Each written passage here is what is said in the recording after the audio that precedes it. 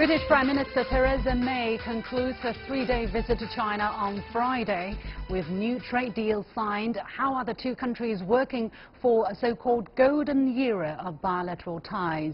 And on Thursday, Poland's Senate passed a bill which would make it a crime to call Poland complicit in Nazi war crimes, drawing strong reaction from countries including Israel. We'll have opinions from both sides.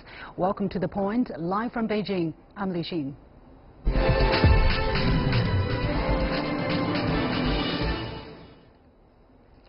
British Prime Minister Theresa May wrapped up her three-day visit to China on Friday. She brought with her the largest business contingent her government has ever taken on an overseas trip. She met with Chinese President Xi Jinping and Premier Li Keqiang, and both sides aim to map out new trading agreements following Britain's planned departure from the European Union.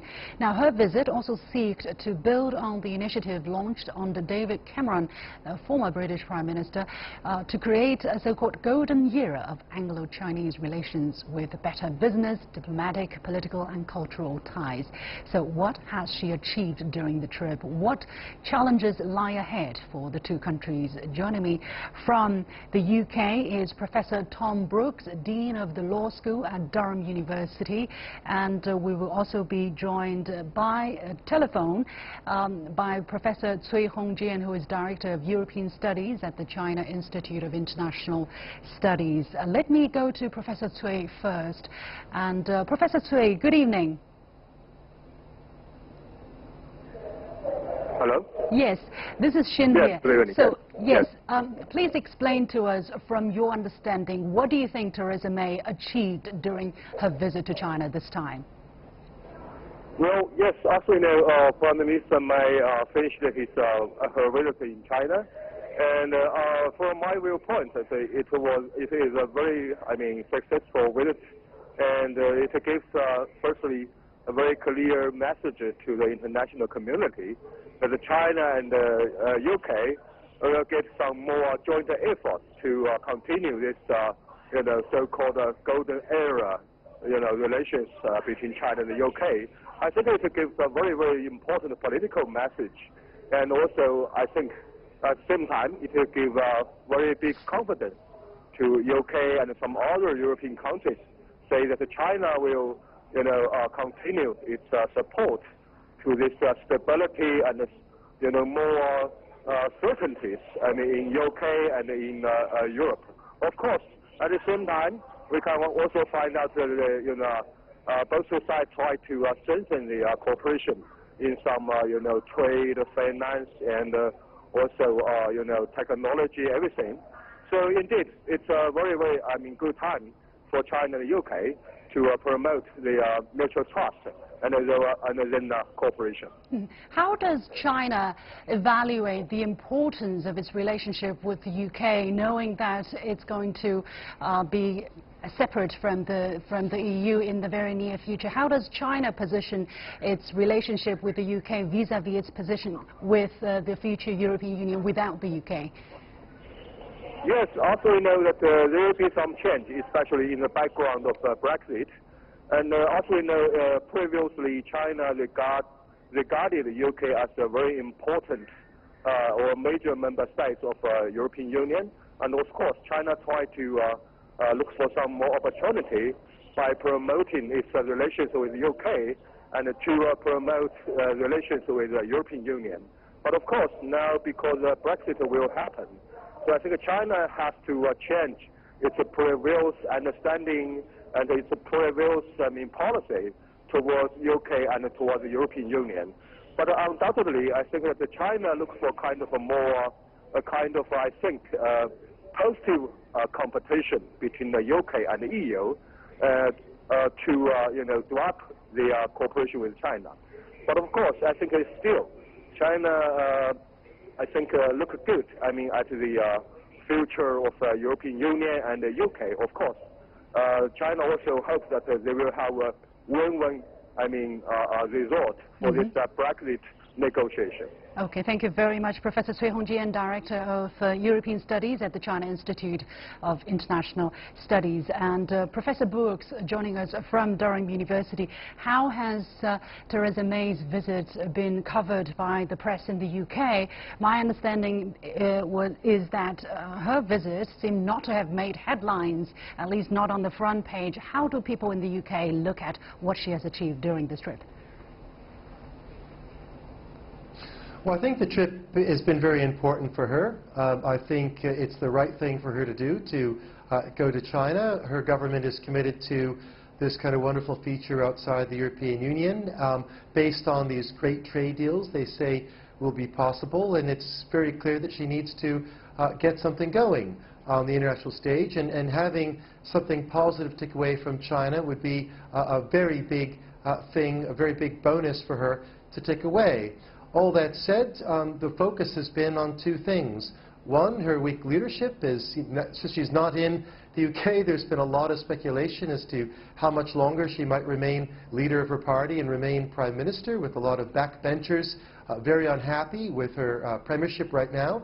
And the other is some comments she's made, it seems, in reaction to that while in China, about how EU citizens might or might not have residency rights in the UK during the so-called transition period, as the UK begins to pull away from the European Union. That has caused a lot of concern and certainly a lot of controversy that has overshadowed any benefits that she would have had from the China trip. Do you think if her job is not secured, do you think the relationship between China and UK will be significantly damaged if there will be another leader? I don't think so. I think that this was in both interests, the interest of both the UK and China. So, there were deals made with businesses with the UK and China, but these were deals that the UK was making as a member of the European Union. And I think your previous commentator was right, that there's a real signal sent out to other members of the European Union about the openness and willingness to engage and trade that should be embraced by the other countries. All that said, so I think there's a gain there on the Chinese side. On the British side, of course, exploring what opportunities might come next. But for Britain, I think that the real issue about her leadership is really a problem for Britain more than China. The European Union will remain a much larger trading bloc than the British economy is and is predicted to become after Brexit. And with the speculation over who the leader might be and speculation over what Brexit might be, I mean, we don't really know what the Brexit deal will look like. Will it be basically regulatory alignment, that the rules of trade will be effectively the exact same that exists under the European Union, but have a different court system because Theresa May doesn't want the European Court of Justice to be the final arbiter, or not? Will it be something very different? It depends on who you speak to in her cabinet, what answer you get, and that's part of the reason why she's been in the trouble she's had with her leadership position. However, the opportunities is there, and what China has been offering, what China has offered is still there, and China is proposing to upgrade the kind of pragmatic cooperation between China and UK. How do you look at the potential if the UK is able to benefit from, to open up itself into further cooperation with China? What kind of potential benefits there are to be reaped? Well, I mean, of course, in Britain's leaving the European Union, the promise of those who really wanted Brexit was that it would open lots of opportunities and freedoms unconstrained by the European Union to do better deals with China, better deals with the United States, better deals elsewhere outside of Europe. The big question has been, amongst others, how much freedom would there really be, and would countries really want to engage more with Britain outside the European Union as a smaller economy, or would they really just focus and continue to focus on the much larger trading bloc that is the European Union? I think that there's an opportunity of sorts for the UK after this visit, but it remains to be seen what kind of opportunities there are. I think the real beneficiary of this visit will be China, that China has kind of made progress, certainly in the short term with UK, but then set out a signal to other countries in the European Union about the kinds of relations that they can have with China, and that will be very attractive to them. I would expect others will want to follow suit and reap the same rewards. Of course, Theresa May came as a European Union member state on her visit. The risk is, of course, mostly for the UK. If the UK were to break significantly from its current trade relations and trade deals that it has as a member of the European Union, well, then that could, while it could open up some opportunities, it also opens up a lot of risks and certainly a lot of uncertainty that could undermine all of the benefits that she's been trying to get from this visit. Very interesting discussion, but we have to leave it there. By the way, I don't think China is awarding or rewarding anybody by extending projects of cooperation or invitation of cooperation. It's a mutual thing. If the other side doesn't see it as an opportunity or anything to be gained out of it, I don't think any other country would agree to enforcing cooperation with China. Anyway, many thanks to Professor Thom Brooks, Dean of the Law School at Durham University, and I just want to add this as my first point. While meeting with UK Prime Minister Theresa May, Chinese President Xi Jinping actually quoted 2 lines from ancient Chinese poems, and I think it's worth reading more closely. It's difficult to find the exact equivalent in English, but what I could find is the saying, which is, every cloud has a silver lining, and don't let your long-term vision be obscured by temporary obstacles. President Xi said the world is undergoing profound changes and humankind facing crucial junctures, yet despite the uncertainties, he has invited Prime Minister May to develop bilateral ties together in a healthy and stable manner. He said this will not only benefit people of both countries, but also contribute to the prosperity and stability of the world. This, President Xi pointed out, was the special responsibility that China and the UK showed together as important members of the international community, especially members of the UN Security Council. So China is looking at China-UK relations from a higher ground, let's say. Anyway, you're watching The Point with Mili Shin. We'll be back right after this short break. Stay with it.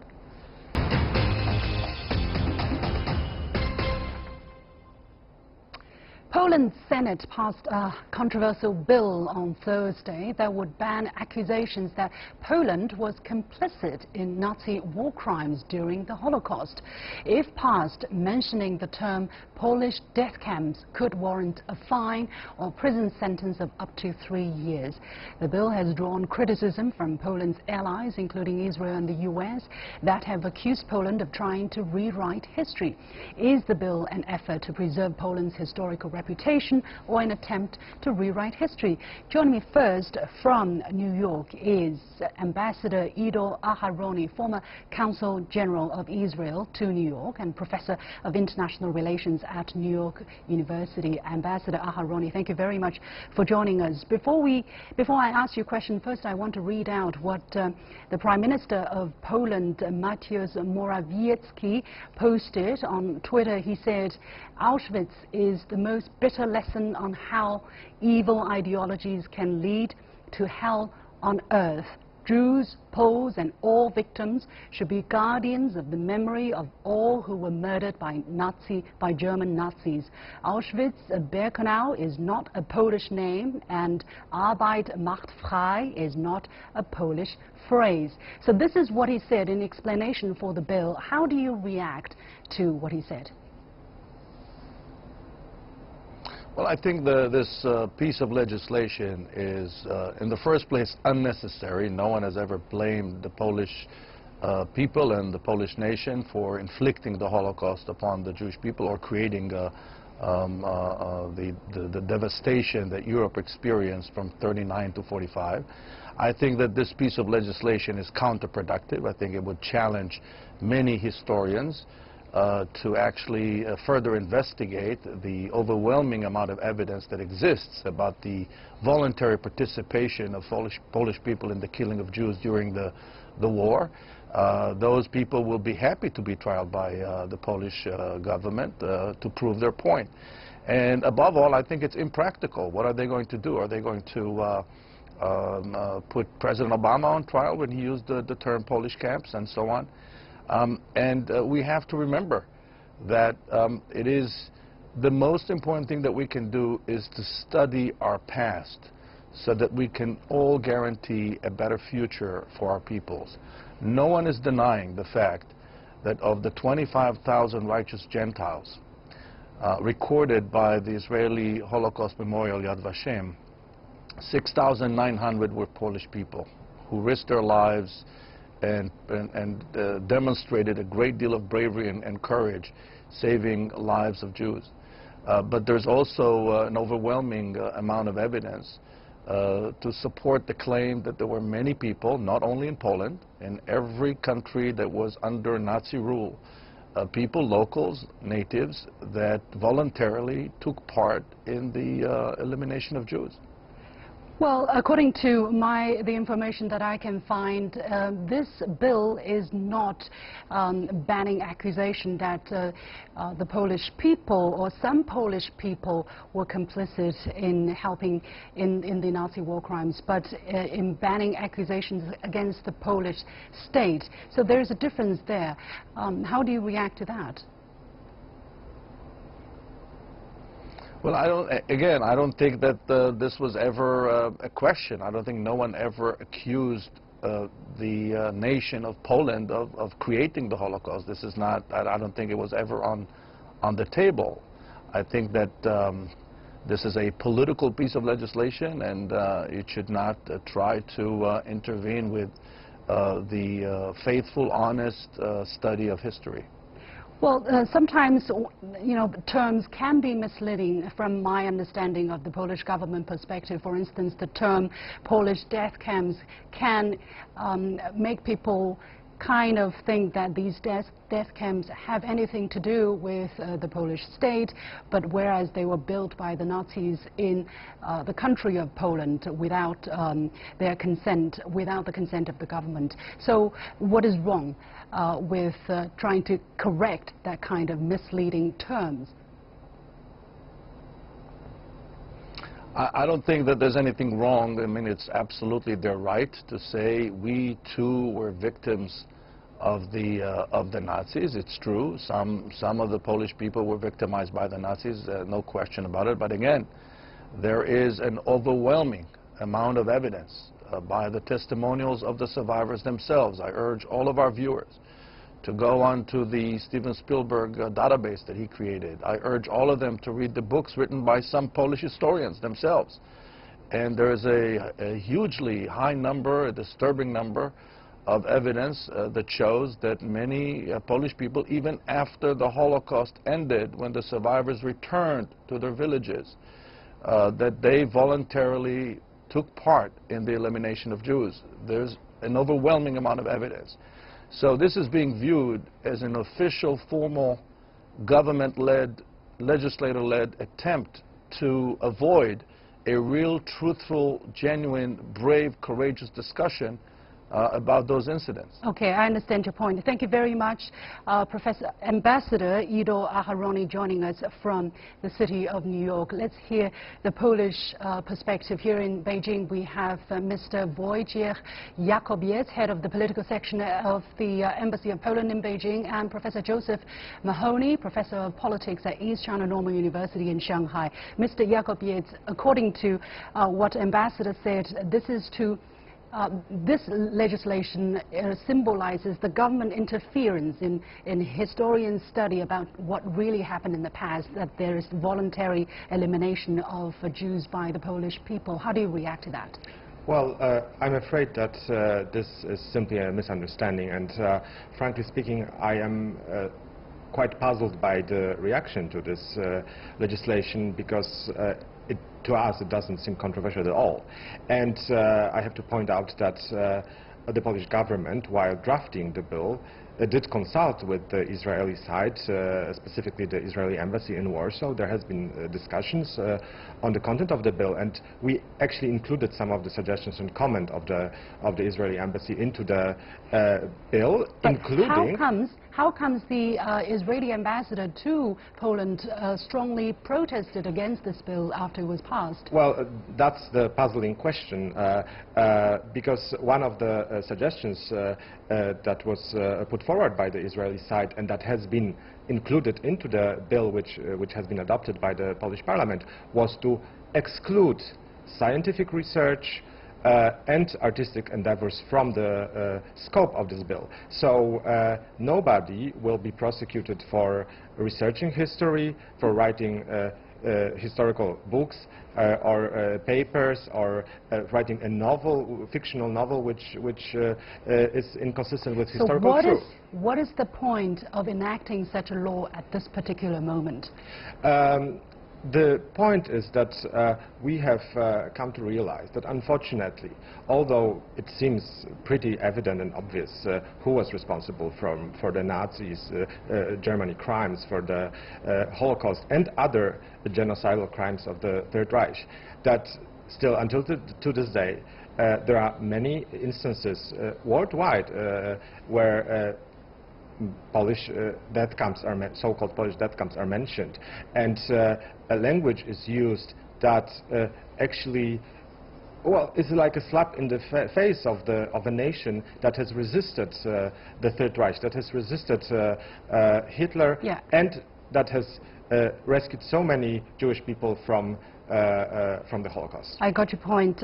Professor Mahoney, from your perspective, how do you look at this bill? Why do you think this bill is being enacted? And are you surprised by the kind of reaction from Israel? I'm not surprised from either the passage of the bill, if we consider its impetus, or the response from Israel.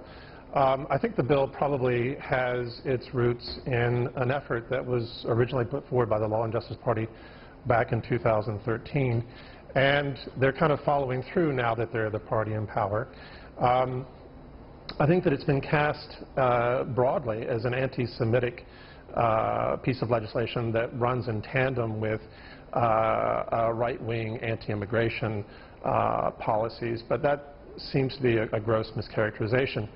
I can't really say what goes on in the mind of certain major leaders, but you know, you do have a strong nationalist party in power in Poland, and you have Netanyahu in power in Israel, also a rightist. And Netanyahu was very much at the forefront of casting this as anti-Semitic, as trying to deny the Holocaust. And I think this was very much over the top. Basically, as far as I can understand, yeah. Right. You mentioned Prime Minister. You mentioned. Let me continue here. You mentioned the Israeli Prime Minister Benjamin Yeah. Netanyahu. Basically, he had a very strong reaction indeed, and this is what he said. He said, "The law is baseless. I strongly oppose it. One cannot change history, and the Holocaust cannot be denied." So, indeed, a very strong reaction, indeed. But Mr. Jakobiec, how do you react to, or how does the Polish government react to the kind of criticism that this is to gain political gains by giving rise to more nationalism in Poland, given the ruling party, the PIS, is a conservative party? I think, on the contrary, I mean, when we think about Nazi Germany and the Third Reich, we see, and the crimes perpetrated by Nazi Germany, these are the crimes, or the peak of kind of racist, nationalistic thinking and acting. So Poland seeks to educate everybody, not only in Poland but worldwide, of the dangers of this kind of thinking and this kind of policies. But in order to do that, to prevent these things from happening again, for these unspeakable crimes from happening again, we have to speak of those crimes, but speak in a truthful manner, which is in accordance with historical facts. And the historical facts are that the Holocaust and other crimes committed by Nazi Germany were committed by Nazi Germany and not Poland. How about the part that the ambassador mentioned about the voluntary elimination by some Polish people during that period of time? How is the state of Poland or the PIS addressing this issue? This is a sad fact that there were some individuals in Poland during the war, during the Nazi occupation, who, for reasons of opportunism or financial gain, did actually assist the Nazi German occupation authorities in seeking out Jews or finding them in hiding. These people are a disgrace to our country and have always been seen this way. These people have actually been prosecuted during Nazi occupation by underground Polish authorities. We had a vast network of underground institutions under Nazi occupation, and Polish underground courts would sentence such people to death for aiding Nazi authorities in the Holocaust, and these people would be executed by Polish resistance fighters. So this is open to discussion. People will be able to talk about this past history, and people will be able to do research on that. Of course, the bill does nothing to prevent that.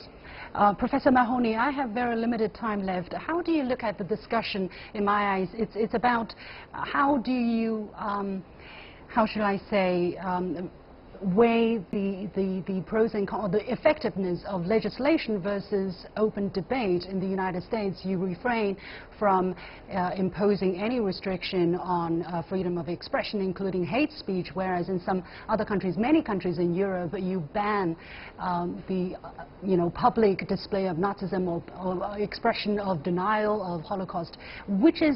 How can you make the judgment which is the right thing to do for one country?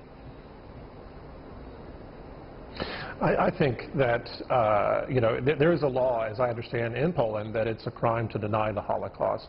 I think there are protections in place. I also think that the law is written in a very, let's say, too open or easy to interpret way with a judiciary that's susceptible to political intervention. I don't think this is really about debate. I don't think this is really about I don't think they really aimed to stoke the ire of Israel. I think that was an unexpected consequence. This is an attempt to seize control of the national narrative in a domestic politics. I see. Okay, thank you very much. At the same time, thank you PIS, very much. Yeah. Thank you very much, Professor Mahoney. We really have to leave it there. Mr. Jakobiec from the Embassy of Poland in Beijing, and Professor Mahoney joining us from East China Normal University. And that is it for this edition of The Point with Li Xin. Thank you for joining us. I'll see you next Monday at the same time.